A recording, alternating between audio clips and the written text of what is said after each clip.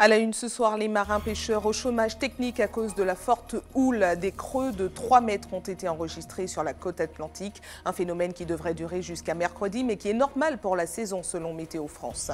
La mobilisation des surveillants pénitentiaires de toute la France a été suspendue. Des accords sur la sécurité des agents ont été convenus avec la garde des Sceaux. Une entente qui ne satisfait pas le syndicat FO de la prison de Ducos. La ville de Sainte-Marie a perdu un nouveau maître tambouillé un peu plus d'un mois après Tiraoul. Apollon Valade est parti pour le grand voyage. Nous avons recueilli les réactions à la Maison du Bel Air. Enfin, nous reviendrons sur les événements sportifs qui ont marqué le week-end, entre autres l'épilogue du Martinique Catared et la défaite de la Gauloise en basket féminin lors des 16e de finale de la Coupe de France. Bonsoir à tous, heureuse de vous retrouver dans cette tranche info que vous pouvez suivre en direct sur Facebook. La Martinique est toujours placée en vigilance jaune pour mer dangereuse à la côte. Une situation qui impacte directement les marins pêcheurs. Sur la côte Caraïbe, on enregistre des creux moyens de 2 mètres, tandis qu'en Atlantique, ils pouvaient atteindre parfois 3 mètres aujourd'hui. Conséquence directe, les pêcheurs de tartane sont restés à quai. Alizé Lutran et Guy Raphaël René sont allés à leur rencontre. Regardez. Sous le ciel bleu, la mer est déchaînée. Impossible pour les marins pêcheurs qui ont déserté les lieux de naviguer dans ces conditions. Max Paul, lui, est bloqué à terre depuis ce week-end. Parce que les avants, il y a toujours une houle de mer qui passe. Ils nous empêchent de sortir, ils nous empêchent d'aller en mer. Alors on est obligé de rester. Si demain matin, bon, on voit que c'est mieux, là on peut sortir. Mais si on voit que c'est toujours la même chose, c'est pas la peine. Il faut de rester à terre et puis de préparer tous les trucs là, etc. Parce que normalement, je devais partir à la Dominique, je ne sais pas encore pour l'instant. Le phénomène est pourtant courant pour la saison. C'est une perturbation venue des États-Unis, associée à une vague de froid qui crée cette forte houle. La côte atlantique est la plus touchée. On avait depuis dimanche, voire depuis samedi, des vents de 40-50 km/h, des rafales 70-80 km/h. Donc ça fait lever les vagues localement qui atteignaient 2,50 m, 3 mètres, et vient se rajouter à ces vagues la mer du vent la houle qui descend de très très loin, qui vient de ce système-là, mais elle qui est plus nord. Donc on a en fait ces deux superpositions qui créent des vagues un peu croisées, dont les hauteurs atteignent quasiment 3 mètres, 3,50 m de creux moyen, et quelques vagues maximales, surtout sur le nord Atlantique et dans les canaux, qui peuvent dépasser 5 mètres. Bien que le plus gros du phénomène soit passé la nuit dernière, les creux atteignaient encore les 3 mètres cet après-midi. La plus grande prudence reste de mise. Ça va s'amortir, mais très progressivement. Le vent faiblit, la mer s'assagit, mais on a encore cette longue houle de nord qui va descendre et intéresser toutes les côtes atlantiques. Alors côté Caraïbes, il ne faut pas oublier que la houle de nord, elle passe dans le canal de la Dominique et elle vient perturber en plus le côté Caraïbes. Alors ce n'est pas des vagues de la même hauteur, bien évidemment, on est dans les 50 cm, 1 mètre, mais ça donne un plan d'eau Caraïbe beaucoup plus agité que d'habitude. La vigilance jaune est donc maintenue jusqu'à demain. La mer devrait retrouver son calme dès mercredi matin. Une forte houle ressentie également en Guadeloupe. Un jeune homme a été emporté par le courant hier au niveau de la plage de Cluny à Sainte-Rose. Les équipes du Cross Antilles-Guyane ont poursuivi les recherches aujourd'hui, mais leur travail a été très compliqué compte tenu de l'état de la mer. Voyez ce reportage d'Anne-Elisabeth Artsen et de Moïse Dexter. C'est hier, vers midi, que Jordan, un jeune Saint-Rosien, a été emporté par le courant non loin de la plage de Cluny alors qu'il pratiquait du bodyboard. Avant hier, ils étaient à la mer, puis hier, je ne les ai pas vus. Puis ils ont l'habitude de faire de la planche là. Puis là, ils avaient une planche pour deux. Puis une fois qu'ils sont arrivés avec le courant les a emportés par des cailles. Puis comme la mer était un peu houleuse, il y a un qui a réussi à attraper une caille et l'autre n'a pas pu revenir au bord à cause du courant.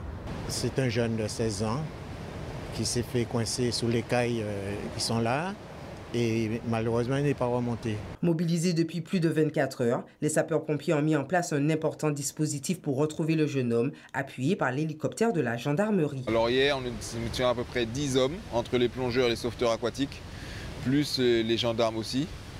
Et là aujourd'hui, nous sommes à 3 sauveteurs aquatiques et la gendarmerie et la police municipale. Pour l'instant, vu l'état de la mer, elle est sale. On n'a pas beaucoup de visibilité, donc on attend que le corps remonte. Pour l'instant, c'est ce qu'on peut faire. On a longé la côte depuis ce matin, 5h30 qu'on est là, on n'a rien encore vu. Voilà. On espère que le corps va finir par remonter Peut-être qu'il est coincé au niveau des rochers, des cailles. Les recherches se poursuivaient encore ce matin afin de localiser le corps, mais les conditions très houleuses de la mer rendent difficile ce travail d'investigation marine. De retour en Martinique avec la mobilisation des surveillants pénitentiaires qui est terminée comme partout en France, du moins pour l'instant. Des accords ont été obtenus de la chancellerie qui prévoit la création de 11 000 postes supplémentaires en 4 ans. Un protocole d'accord en ce sens devrait rapidement être signé entre le syndicat UFAPUNSA et la garde des Sceaux. Il comprend également plus de moyens de sécurité pour les agents pour mieux prendre en charge les détenus radicalisés, des mesures qui ne satisfont pas entièrement le syndicat FO, minoritaire d'ailleurs à la prison de Ducos. Voyez les précisions recueillies par Alizé Lutran et Guy Raphaël René. Et nous étions à 2 ou 3 jours de mouvements supplémentaires, nous étions en mesure d'obtenir des avancées beaucoup plus significatives. 1100 emplois, ce n'est pas suffisant. Aujourd'hui, le déficit d'emploi au niveau de l'administration pénitentiaire, c'est près de 5000 emplois. Des missions nouvelles ont été données au personnel pénitentiaire sans les moyens en ressources humaines. Deuxième facteur, aujourd'hui, l'administration pénitentiaire ne recrute pas parce que le métier n'est pas attractif. Comme nos homologues policiers, nous réclamons la catégorie B.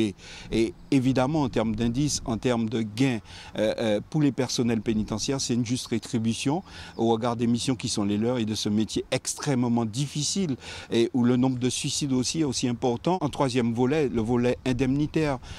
C'est pas sérieux. Aujourd'hui, vous donnez quoi aux agents qui attendent 5 ou 6 nuits, qui attendent pratiquement un mois pour avoir un week-end en famille? Ça va être quoi? 36 €, des miettes. Nous n'entendons pas non plus mener les personnels comme un troupeau à l'abattoir. Il n'en est pas question. Nous allons réfléchir à des formes de mobilisation régionale et locale. Ça pourra prendre des formes de mouvements de protestation dans les rues, devant les préfectures, devant les tribunaux et même voire encore au blocage de l'institution, mais de manière intelligente. Et quoi qu'il en soit, certaines mesures sont déjà prises pour préparer la réinsertion des ex-détenus. Une convention a été signée ce matin entre la ville de Sainte-Marie et le service pénitentiaire d'insertion et de probation de la Martinique. Un dispositif qui devrait permettre d'améliorer l'accompagnement des anciens prisonniers dans leur parcours de réinsertion. Voyez ce reportage de Louis Sabas. Une signature à destination des personnes sous main de justice, incarcérées ou effectuant une peine en milieu libre. Cette convention passée entre la municipalité de Sainte-Marie et le service pénitentiaire d'insertion et de probation concerne une centaine d'individus dans la commune. Elle a pour objectif un meilleur accompagnement social de cette population. Ça peut être des bracelets électroniques, des libérations conditionnelles, du travail d'intérêt général ou alors des personnes qui sont actuellement en train de purger une peine en détention et qui vont vouloir préparer un aménagement de peine. Et donc on aura un référent désigné par le maire au niveau de la commune qui sera articulé avec mes équipes sur les prises en charge des personnes pour pouvoir intervenir dans les champs de l'insertion, les champs professionnels, les champs d'hébergement ou bien encore la santé. Donc du coup, il n'y aura pas de rupture de vie, il y aura une continuité de prise en charge pour qu'on puisse avoir au mieux une prévention de la récidive. Pour faciliter cette mission, une permanence sera mise en place dans l'antenne de justice de la commune. Pilotée par le service pénitentiaire d'insertion et de probation, elle recevra les personnes en réinsertion. La prévention de la récidive, l'insertion des jeunes, des sans-emploi, je pense que tout ça rentre dans notre politique de modernisation et d'accueil des personnes en situation difficile. Je pense que sur tout le territoire de la Martinique, cette population est malheureusement en augmentation. Et c'est pour ça que c'est important qu'on puisse participer, parce qu'on participe à de la prévention grâce à la mise en place de cette permanence. À Sainte-Marie, cette antenne devrait être opérationnelle dès le mois prochain. Fort-de-France, le Lamentin, le Diamant, Saint-Joseph ou Trinité ont aussi signé cette convention. En Martinique, elle concerne plus d'1 millier de personnes. Partons en Guadeloupe avec cette nouvelle mobilisation du collectif Au Secours. Une soixantaine de personnes a répondu à l'appel de l'organisation pour exprimer leur ras-le-bol face à des coupures d'eau incessantes. Les manifestants se sont rassemblés devant le palais de justice de Pointe-à-Pitre pour connaître l'état d'avancement de la plainte déposée en 2015 contre les acteurs de l'eau en Guadeloupe. Voyez ce reportage d'Anne-Elisabeth Hartsen et de Moïse Dexter. Le collectif Au Secours a été reçu ce matin par le procureur de la République. Objectif, le sensibiliser sur ce dossier épineux de l'eau. Qui nous a soulagés d'un ultimatum, d'une date butoir qui, selon nous, devait nous conduire à ne presque pas dormir ce soir pour faire une plainte avec constitution de partie civile. Il m'a rassuré, il m'a dit de ce soir que vous n'avez pas à faire d'acte interruptif puisque la plainte est en cours d'instruction. La police judiciaire est en train d'enquêter et les associations plaignantes seront entendues incessamment. Il a dit qu'il n'était pas au courant de cette plainte puisque c'est son prédécesseur qui a déclenché l'enquête. Donc une fois qu'il est sensibilisé, il dit de lui donner du grain à moudre et qu'il n'a pas l'intention de couvrir des infractions. Donc nous avons grand espoir. Pour le président du comité de l'eau, cet entretien est de bon augure pour la suite de la mobilisation. Mais le collectif attend surtout des garanties sur les travaux de canalisation. Pour aujourd'hui, c'est déjà un premier point de réussite. Je peux dire qu'il y a une grande avancée. Bon, l'enquête est en cours. Les principaux personnalités ayant déposé la plainte vont être reçus. Et maintenant, on prépare l'avenir là. On prépare une grande réunion concernant la plainte que le comité de l'eau a déposée contre tous les maires de la Guadeloupe et ainsi contre le Sud Basse-Terre. Et donc, dans ce but-là, c'est de faire savoir que le peuple Guadeloupe ne doit plus souffrir avec cette histoire d'eau qui n'ont pas au robinet. Mais nous voulons non seulement pas de l'eau au robinet, nous voulons savoir à quel prix que nous aurons de l'eau au robinet. Et nous voulons savoir aussi quand est-ce que ces fameux travaux vont commencer. Est-ce qu'il y a une bonne commande de fait? Est-ce qu'il y a un marché de passé? À quel jour qu'on va commencer et quel jour qu'on va arrêter? Le collectif Au Secours a donc prévu de réitérer sa mobilisation, mais cette fois-ci devant la mairie de Capesterre-Belle-Eau à 19 h ce vendredi 2 février. Le mois de janvier s'achève et il est temps pour les lycéens de se positionner pour leurs études supérieures. Parmi les choix, une nouveauté cette année en Martinique, un institut catholique européen des Amériques. Il s'agit d'un établissement privé qui proposera des formations pour la première fois à la rentrée prochaine. Et pour en parler, nous recevons Mathieu Bergot, le directeur, ainsi que Chantal Beauvais, rectrice de l'Université Saint-Paul à Ottawa, au Canada. Bonsoir à vous deux. Bonsoir. Bonsoir madame. Merci d'avoir accepté notre invitation. Alors, on parle d'institut, mais il s'agit d'un établissement qui a à peu près la forme d'une université privée. Quelles seront les formations proposées? Alors, en fait, c'est effectivement une université qui est liée à ce constat que vous avez rappelé, qu'il y a à peu près 800 jeunes bacheliers par an qui partent de Martinique. 800 jeunes parmi les plus doués, parfois les plus dynamiques. Et en fait, cette université, cet institut catholique est fait pour eux. Principalement, c'est-à-dire qu'on ouvre un certain nombre d'écoles. On commence par une école. Alors, il y a déjà une formation religieuse qui existe, mais plutôt pour les gens professionnels, c'est plutôt des cours du soir. Mais on ouvre une première école en septembre qui est sur 3 ans, avec effectivement une 3e année au Canada. Et la formation qui sera proposée à la rentrée prochaine, il y en a combien? Une formation de sciences politiques et écologie humaine. Donc sciences politiques, c'est une formation en gros de culture générale qui donne des bases fondamentales pour toute la vie, toute la carrière. Et écologie humaine, c'est ce qu'on appelle le développement durable, mais au sens chrétien du terme, donc avec une prise en compte de la dignité de l'homme avant tout. Voilà. Alors, un établissement qui sera présidé par l'archevêque Monseigneur David Macaire. Qui existe, qui est déjà présidé. Qui est déjà présidé, justement. Alors, est-ce qu'il y avait une véritable demande dans ce profil d'établissement ? Écoutez, nous, c'est l'analyse qu'on a faite. La demande, elle sera confirmée parce qu'on ouvre les inscriptions à partir du 1er février, donc dans 3 jours. Oui. Et la demande, on peut aussi déjà la sentir parce qu'on reçoit des appels de mamans, d'étudiants, etc., qui veulent déjà s'inscrire alors que les ouvertures ne sont pas démarrées. Et vous êtes venu accompagné de Chantal Beauvais, puisque grâce à un partenariat, les étudiants pourront faire leur 3e année au Canada, vous l'avez dit. Alors quel sera l'accompagnant qui sera réservé à ces étudiants? Donc, il faut dire que l'Université Saint-Paul accueille déjà 21% de sa clientèle étudiante qui vient de l'étranger. Donc, nous aimons accueillir les étudiants et nous tentons de les accompagner pour qu'ils se sentent partie prenante de la communauté. Et ça fait partie de... En fait, il y a toutes sortes de choses qui sont mises en place. D'abord, à l'accueil, déjà, on leur donne... des petits profils de formation au sujet de la culture, des valeurs implicites, les valeurs explicites, vivre au Canada avec les écarts de température. Oui, surtout depuis la Martinique. Voilà. Et puis aussi, on a, on pourrait dire, des gens très chaleureux qui travaillent à l'université. Alors tout de suite, les gens se font des amis. Il y a des places qui leur seront réservées concrètement? Tout à fait. Donc pour le moment, il y a encore des choses à peaufiner, mais il y a 2 programmes de bachelors dans lesquels on pourrait insérer les étudiants. Pour le moment, on travaille sur le bachelor en éthique publique ou le bachelor en innovation sociale. Et puis, oui, tout à fait, on est en train de peaufiner les chiffres et puis déjà, on attend les cohortes, on va être prêt. La résidence étudiante est prête, elle a la capacité d'accueillir les étudiants. Et puis là aussi, on va s'organiser pour que les chambres soient prêtes, etc. On a bien hâte. Pour notre part, on trouve que c'est un très beau projet, très porteur. Et alors justement, porteur, quelles sont les perspectives pour les étudiants après leur formation au Canada? Bien, ça leur ouvre, en fait, ça leur ouvre deux portes. Bon, il y a une porte en Europe parce que déjà, ils obtiendront la licence de l'ICA. Et puis, avec le bachelor, ça leur ouvre aussi d'autres portes s'ils veulent poursuivre aux études supérieures partout, en Europe, aux États-Unis, au Canada.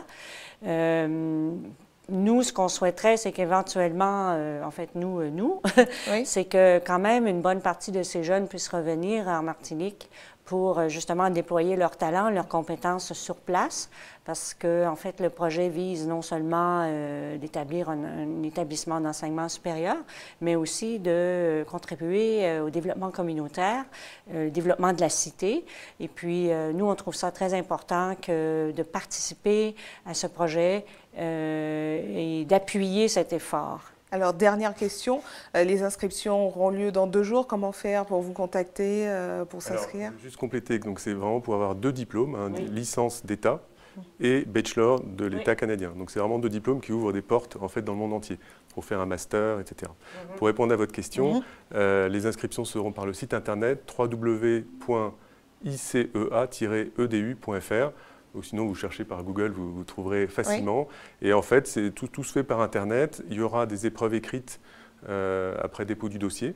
Et il y aura pour chaque étudiant une commission qui va étudier en fait 3 choses. Premièrement, le niveau général, parce que quand même le programme est exigeant. Donc on sera obligé d'exiger un niveau minimum. Deuxièmement, la motivation, parce que ça demande une motivation, ce programme. Et troisièmement, un certain engagement. Ce qui est un peu plus subtil, c'est par rapport aux valeurs que propose l'ICA. On ne demande pas aux gens d'être catholiques, baptisés, ce qu'on veut, mais on demande qu'ils observent les valeurs qu'on veut porter et de se positionner par rapport à ça pour être à leur manière des favorables, enfin en tout cas d'accompagner ces valeurs. Il y a combien de places disponibles? 65. Très bien. Voilà. Merci à vous d'avoir répondu à nos questions. Merci à vous d'être venu pour moi. Merci. Et on rappelle que les inscriptions commencent dans 2 jours. Voilà, le 1er février prochain.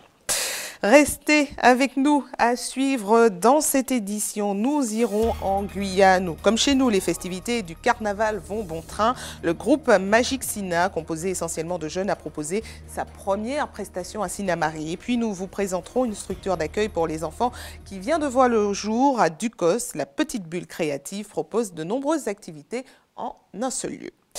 Je vous le disais, nous partons en Guyane en immersion dans un groupe à pied un peu particulier puisqu'il s'agit de Benjamin de la parade des savanes. Magic Sina a proposé sa première prestation à domicile. Composé de 45 jeunes, le groupe a fait le show. Voyez cette ambiance captée par nos confrères d'ATV Guyane.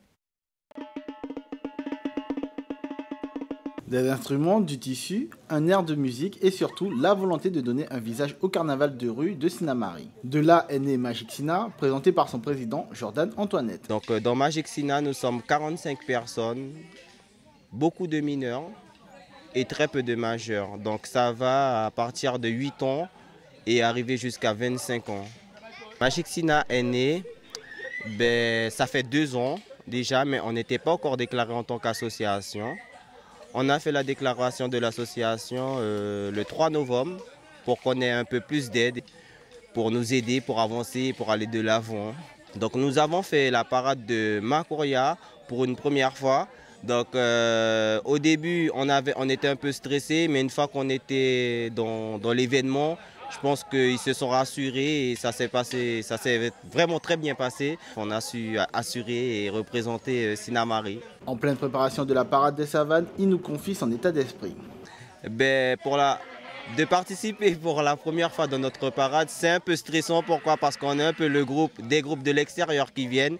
On est un peu le stress. Pourquoi? Parce qu'il faudrait quand même assurer dans notre propre commune. Et si on n'assure pas, je pense qu'on aurait un peu de critique. Mais bon, c'est pas grave. Le plus important pour nous, c'est de participer et de donner le meilleur de notre part. Mais la musique n'est pas le seul composant qui fait la particularité de Magic Sina, qui met un point d'honneur à encourager la cohésion, surtout lors de la création des costumes. Ils font plutôt leurs accessoires et les costumes, c'est nous qui choisissons le modèle. Il y a un atelier et puis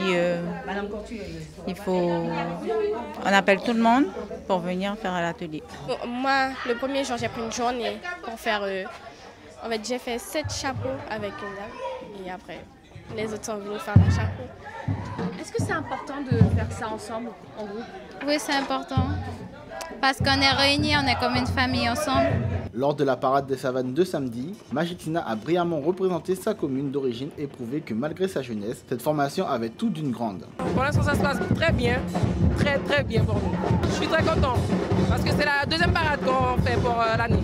Ça donne le sourire parce qu'on voit nos parents, on voit la famille nous regarder et on peut danser pour eux. Prêt à affronter la parade du littoral, Magic Sina a encore de beaux jours devant lui.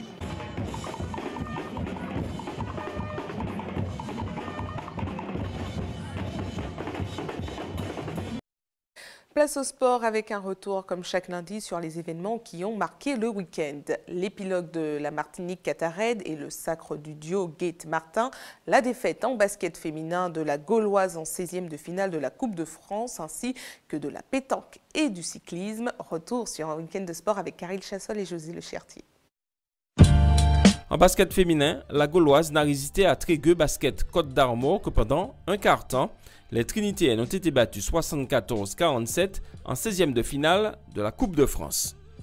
Et pendant ce temps, la 12e journée du championnat de N3 a vu les victoires de l'Éclair, du SC Lamantinois et des Black Stars.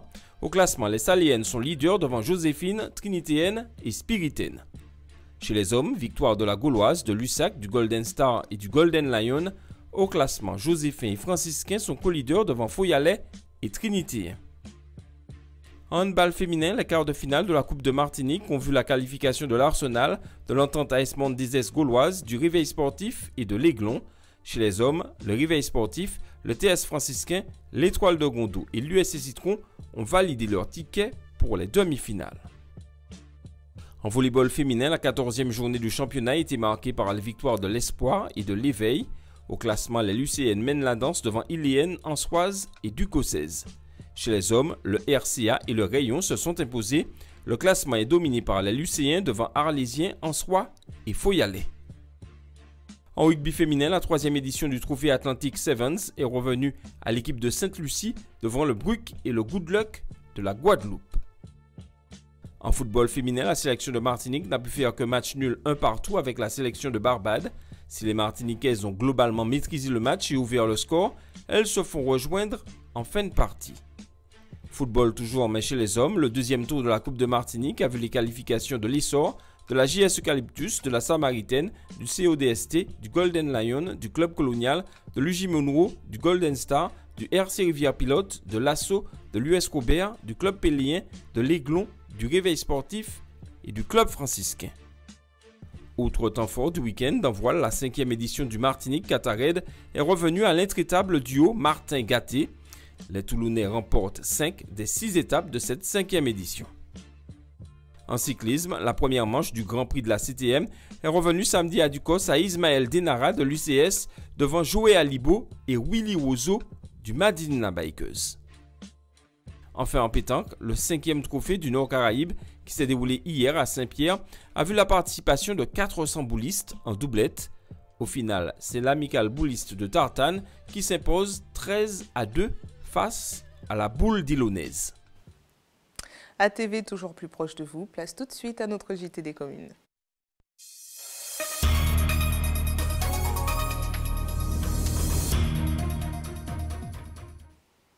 Un JT des communes qui commence à Sainte-Marie, là où vivait le maître tambouiller Apollon Valade, disparu hier à presque 95 ans. Il a suivi à peu plus d'un mois près l'autre grand maître Tiraoul. Des décès successifs qui touchent le monde de la musique traditionnelle, comme a pu le constater Louis Sabas aujourd'hui à la maison du Bellay. Voyez la réaction qu'il a recueillie sur place. À 94 ans, ce qu'il a laissé derrière, c'est monumental. Il a beaucoup voyagé d'une part. Il disait souvent que les voyages, ça forme.